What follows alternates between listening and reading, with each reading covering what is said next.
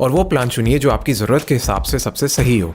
इस वीडियो के लिए मैं प्रीमियम शेड होस्टिंग का इस्तेमाल करूंगा। ऐड टू कार्ट पर क्लिक कीजिए और यहाँ से अपना होस्टिंग पैकेज चुन लीजिए। मैं इसे 12 महीने तक का रखूंगा। यहाँ पर आप बना सकते हैं अपना अकाउंट। पेमेंट करने का तरीका चुनिए और जैसा कि आप देख रहे हैं इस होस्टिंग प्लान के साथ हमें मुफ्त मिलेगा डोमेन का नाम और SSL सर्टिफिकेट। भूले बिना कूपन कोड डालें HA10 अपनी खरीद पर 10% डिस्काउंट पाने के लिए। यहाँ से चेकआउट करने का तरीका आसान है, इसलिए मैं अब अगले हिस्से की तरफ बढ़ता हूँ। एक बार चेकआउट करने के बाद जब आप अपने होस्टिंगर अकाउंट पर लॉगिन करेंगे तो आप कुछ ऐसा देखेंगे। तो शुरुआत करते हैं अपनी होस्टिंग सेटअप करने से। सेटअप पर क्लिक कीजिए, फिर स्टार्ट नाउ पर क्लिक कीजिए और जैसा कि आप जानते हैं हमें मुफ्त मिला है डोमेन का नाम, तो यहाँ पर हम अपना डोमेन का नाम क्लेम कर सकते हैं। सेलेक्ट पर क्लिक करते हैं। यहाँ पर आप डालिए अपनी पसंद का डोमेन का नाम और क्लिक करिए सर्च। मेरा सुझाव है कि आप .com चुनिए क्योंकि ये सबसे ज़्यादा लोकप्रिय है और पहचानने में सबसे आसान है। इस ट्यूटोरियल के लिए मैं इस्तेमाल करूँगा .online का, पर जैसा कि मैंने कहा आप .com ही चुनें। बस डोमेन का नाम डालिए, सर्च पर क्लिक कीजिए, फिर कंटिन्यू पर क्लिक कीजिए। Build a new website select कीजिए और फिर चुनिए वर्डप्रेस। और ठीक यहाँ आपको अपना ईमेल एड्रेस डालना होगा और पासवर्ड सेट करना होगा। ये डिटेल्स आपको काम आएंगी अपने वर्डप्रेस डैशबोर्ड पर लॉगिन करने में, तो मैं अभी वही करूँगा। एक बार ये काम खत्म हो जाए तब हम कंटिन्यू पर क्लिक करेंगे और जैसा आप देख रहे हैं तरह तरह की डिज़ाइन टेम्पलेट की लिस्ट है जो हम इस्तेमाल कर सकते हैं अपनी वर्डप्रेस वेबसाइट के लिए। चलिए शो मोर पर क्लिक करते हैं और एक टेम्पलेट पसंद करते हैं जो हम अपनी वर्डप्रेस वेबसाइट के लिए इस्तेमाल करना चाहेंगे। नीचे स्क्रॉल करते हैं और क्लिक करते हैं शो मोर। मुझे लगता है मैं ये वाली टेम्पलेट लगाऊंगा जो अब हम सेलेक्ट पर क्लिक करते हैं। और अगर आप चाहें तो आप इस टेम्पलेट का प्रीव्यू भी कर सकते हैं ये देखने के लिए कि ये बाद में कैसा लगेगा, पर यहाँ मैं बस इतनी टेम्पलेट ही सेलेक्ट कर लूंगा। सेलेक्ट पर क्लिक करते हैं और अब क्लिक करते हैं फिनिश सेटअप पर। इस प्रक्रिया में कुछ मिनटों का समय लग सकता है। ओह बढ़िया, हमारी वेबसाइट अब तैयार है। और इससे पहले कि हम जाकर वेबसाइट को देखें चलिए SSL सर्टिफिकेट इंस्टॉल कर लेते हैं। तो चलिए क्लिक करते हैं मैनेज साइट पर। जैसा कि आप यहाँ देख रहे हैं हमें ये मैसेज आया है कि अभी हमारा डोमेन का नाम रजिस्टर नहीं हुआ है, तो इससे पहले कि हम इंस्टॉल करें SSL सर्टिफिकेट हमें पूरा करना होगा डोमेन रजिस्ट्रेशन। तो क्लिक करते हैं फिनिश डोमेन रजिस्ट्रेशन पर और यहाँ पर आपको डालनी होगी अपनी जानकारी जैसे नाम, सरनेम, पता, शहर वगैरह। तो बस डालते जाइए सारी ज़रूरी जानकारी और एक बार आप ये सारा काम खत्म कर लेते हैं बस सेटअप पर क्लिक कर दीजिए। तो यहाँ से हम अपने कंट्रोल पैनल पर वापस जा सकते हैं और जैसा कि अब दिख रहा है कि हमारा डोमेन का स्टेटस अब एक्टिव है। तो चलिए अब होस्टिंग पर जाते हैं और क्लिक करते हैं मैनेज अपनी वेबसाइट पर और अब हम इंस्टॉल कर सकते हैं SSL सर्टिफिकेट। तो नीचे स्क्रॉल करते हैं जब तक हम आपको SSL सर्टिफिकेट दिख ना जाए। इसे सेलेक्ट करते हैं और यहाँ पर इंस्टॉल कर पाएंगे अपना SSL सर्टिफिकेट। तो क्लिक करते हैं सेटअप पर और एक्टिवेट पर क्लिक करिए और अब बस हमें क्लिक करना है इंस्टॉल। और जैसा कि यहाँ दिख रहा है SSL सर्टिफिकेट इंस्टॉल हो गया है। और अगर आपका SSL सर्टिफिकेट इंस्टॉल नहीं हो पा रहा है, ऐसा आमतौर पर तब होता है जब आपका डोमेन रजिस्ट्रेशन पूरा ना हो पाया हो। इसमें आमतौर पर 1 से 2 घंटे का समय लगता है, तो थोड़ी देर इंतजार कीजिए। करीब 1 से 2 घंटे के बाद SSL सर्टिफिकेट दोबारा इंस्टॉल करने की कोशिश कीजिए। अब आपको कोई परेशानी नहीं आनी चाहिए। तो हमने सफलतापूर्वक SSL सर्टिफिकेट इंस्टॉल कर लिया है और यहाँ से हम जाके देख सकते हैं अपनी वेबसाइट। वाह, तो देखिए अब ऐसी दिखेगी हमारी वेबसाइट और ये वाकई बहुत अच्छी लग रही है और इसमें काफी डेमो सामान है जो कि किसी काम का नहीं है हमारी वेबसाइट के लिए अभी, और हम चाहे तो इसे बदल भी सकते हैं। तो सबसे पहले हम अपने वर्डप्रेस डैशबोर्ड पर लॉगिन करना होगा और ये करने के लिए हमको अपने URL पर जाना होगा और WP एडमिन को ऐड करना होगा। एंटर पर क्लिक कीजिए और यहाँ आपको आपकी जानकारी डालनी होगी जो हमने पहले डाली थी। अपनी वर्डप्रेस वेबसाइट पर लॉगिन करने के लिए आप रिमेंबर मी सेलेक्ट कर सकते हैं और फिर लॉगिन पर क्लिक कर सकते हैं। तो सबसे पहली चीज जो हम करना चाहेंगे वो है होम पेज पर जाना। यहाँ पर हम जाते हैं, क्लिक करते हैं विजिट साइट पर और जैसा कि आप ऊपर देख रहे हैं नेविगेशन मेन्यू में हमारे पास अलग अलग पेज है ताकि हम पता लगा सके कौन कौन से पेज हम रखना चाहेंगे और कौन से पेज हटाना चाहेंगे या फिर नाम बदलना चाहेंगे। तो जैसा कि आप देख रहे हैं हमारे पास एक होम पेज है, मैं उस होम पेज को रखूंगा और फिर मैं अबाउट मी पेज रखूंगा। मैं बस थोड़ा सा इसको बदल दूंगा, मैं कोर्सेज को रखूंगा और बदल दूंगा गेट फिट पेज को कॉन्टैक्ट अस में, क्योंकि मुझे लगता है कि ये संपर्क करने के लिए है। हाँ बिल्कुल ठीक। तो मैं इस पेज को बदल दूंगा कॉन्टैक्ट अस में और मैं हटा दूंगा पिछले पेज की सारी पोस्ट और मुझे लगता है कि मैं जोड़ूंगा एक और पेज जो होगा एक ब्लॉग। यहाँ हमारे पढ़ने वाले देख पाएंगे हमारा ब्लॉग। तो शुरू करते हैं पेज बदलना। चलिए चलते हैं डैशबोर्ड पर। पेजों से जुड़ी सभी सेटिंग्स यहाँ की जाती हैं। चलिए सभी पेज सेलेक्ट करते हैं और जैसा कि नजर आ रहा है यहाँ पर पूरी लिस्ट है सभी उपलब्ध पेजों की। तो हम बदल सकते हैं अबाउट मी। क्विक एडिट पर क्लिक करते हैं और इसे बदल देते हैं कॉन्टैक्ट अस में।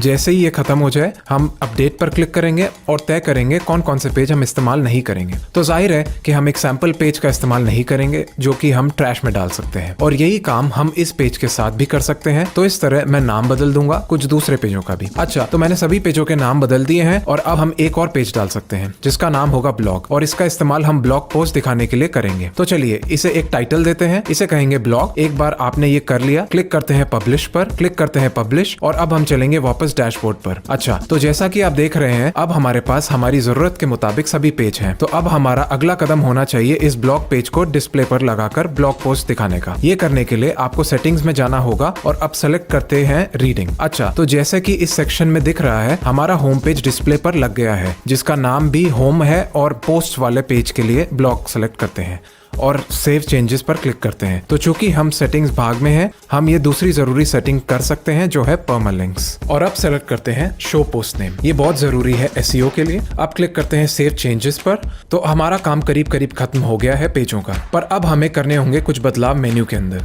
चलिए चलते हैं अपीयरेंस पर, क्लिक करते हैं मेन्यू, और यहाँ जैसा कि आप देख सकते हैं हमने हटा दिया था पब्लिकेशन पेज। ये कह रहा है कि ये मान्य नहीं है, तो हमें इसे हटाना पड़ेगा। रिमूव पर क्लिक करते हैं और हमें डालना भी है अपना ब्लॉग पेज। तो ये करने के लिए क्लिक करिए व्यू ऑल पर, ब्लॉग चुनिए और ऐड टू मेन्यू पर क्लिक कर दीजिए। अब सेव मेन्यू पर क्लिक कीजिए और अब अपने होम पेज पर वापस आ सकते हैं और देख सकते हैं कि ये कैसा लग रहा है। तो जैसा आप देख सकते हैं अब हमारे पास सभी जरूरी पेज हैं। हमारे पास about us, courses, contact us और एक ब्लॉग है। एक बार हम ब्लॉग पर क्लिक करते हैं तो यहाँ हम अपने ब्लॉग पोस्ट देख सकते हैं। तो एक बार आप और ब्लॉग पोस्ट डालते हैं तो सब कुछ यहीं पर दिखेगा। तो अगली चीज जो हम कर सकते हैं वो है अपनी पसंद के हिसाब से अपनी थीम बदल सकते हैं। तो ये करने के लिए आपको यहाँ क्लिक करना होगा कस्टमाइज। शुरुआत करते हैं हमारा अपना लोगो बदलने से। यहाँ क्लिक करिए, एडिट क्लिक करिए और चुनिए चेंज लोगो। क्योंकि मैंने पहले ही अपना लोगो अपलोड कर दिया है, मैं बस मीडिया लाइब्रेरी से सेलेक्ट कर लूंगा। और अगर आपको जरूरत है कि आप कोई फोटो या फाइल अपलोड करना चाहते हैं तो आप यहाँ अपलोड फाइल्स पर जाकर कर सकते हैं। ठीक है, तो मैं अब इस लोगो को चुनूंगा। मैं क्रॉप इमेज पर क्लिक करूंगा। वाह, मुझे लगता है कि काफी अच्छा लग रहा है। मैं रिसाइज पर भी क्लिक कर सकता हूँ और इसे थोड़ा छोटा कर सकता हूँ। हाँ, सब कुछ बहुत अच्छा लग रहा है। तो अब हम क्लिक कर सकते हैं पब्लिश पर। सिर्फ इतना ही नहीं, मैं और भी कस्टमाइजेशन के लिए ऑप्शंस उपलब्ध हैं। अब बिना डर के सब कुछ करके देखिए। इस तरह से आपको आएगा वर्डप्रेस का प्रयोग और बेहतर तरीके से। तो अब हम बंद कर सकते हैं इस कस्टमाइजेशन के बटन को। अब अगली चीज जो हम कर सकते हैं वो है अपने होम पेज को एडिट करना। क्योंकि सभी पेज एलिमेंटर की मदद से बनाए गए हैं, हमें उन्हें एडिट करना होगा वही एलिमेंटर पर। तो इस पेज को एडिट करने के लिए आपको यहाँ क्लिक करना होगा एडिट विद एलिमेंटर। तो शुरू करते हैं पहले सेक्शन से।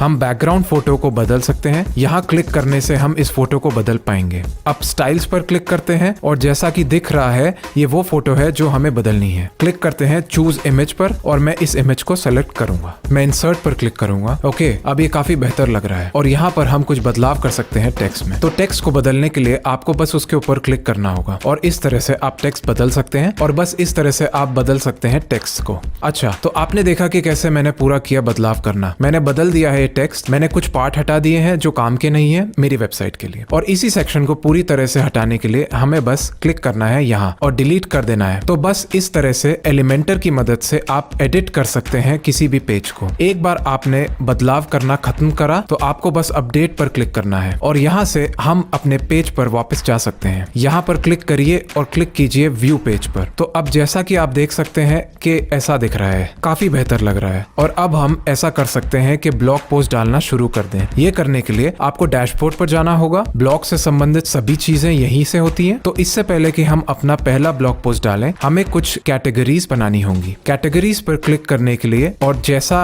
आपकी देख सकते हैं कि हमारे पास कुछ कैटेगरी पहले से ही है जो भी हम इस्तेमाल नहीं करेंगे, उन्हें हटा सकते हैं। और ये दूसरी कैटेगरी अनकैटेगराइज्ड को हम दूसरा नाम दे सकते हैं। तो यहाँ इस सेक्शन की मदद से कुछ नई कैटेगरी डालते हैं। ऐड न्यू कैटेगरी पर क्लिक करिए और बस ऐसे ही आप उतनी कैटेगरी डाल सकते हैं जितनी आप चाहें। अच्छा, तो क्योंकि हमने कुछ कैटेगरी डाली है, हम एक नया ब्लॉग पोस्ट डाल सकते हैं। क्लिक कीजिए ऐड न्यू पर। अब आपको बस इतना करना है कि अपने पोस्ट को एक हेडलाइन दें और पोस्ट यहाँ लिखें। और अभी मैं वही करने जा रहा हूँ। तो मैंने अभी अपने ब्लॉग पर लिखना खत्म किया है और जैसा कि आप देख सकते हैं ये ऐसा दिखाई देगा। और अगर आपको जरूरत लगे तो आप ब्लॉग में और भी चीजें जैसे फोटो, लिस्ट और भी मिलता जुलता सब कुछ यहीं मिल जाएगा। एक बार आप क्लिक करेंगे इस निशान पर तो आप पाएंगे कि सभी उपलब्ध अंश यहाँ मौजूद है। बस उसे चुने जिसे आप इस्तेमाल करना चाहते हो और वो ब्लॉग में अपने आप जुड़ जाएगा। तो एक बार आपने खत्म किया ब्लॉग लिखना, अगला काम जो आपको करना है वो है डॉक्यूमेंट सेक्शन में जाना और अपने ब्लॉग पोस्ट के लिए कैटेगरी चुनना। अच्छा, तो मैं चुनूंगा वर्डप्रेस और चलिए लगाते हैं एक फीचर्ड फोटो। तो क्योंकि मैंने ये फोटो लगाई है अपनी गैलरी में, मैं बस इसे चुनूंगा और अगर आपको फोटो अपलोड करनी है आप क्लिक कर सकते हैं यहाँ। अच्छा, तो मैं अब फीचर्ड फोटो लगाऊंगा और एक बार आपने ये कर लिया, आप क्लिक करिए पब्लिश पर और क्लिक करते हैं पब्लिश एक और बार और बस हो गया, हमने डाल दिया हमारा पहला ब्लॉग पोस्ट। अब क्लिक करके देखते हैं इस पोस्ट को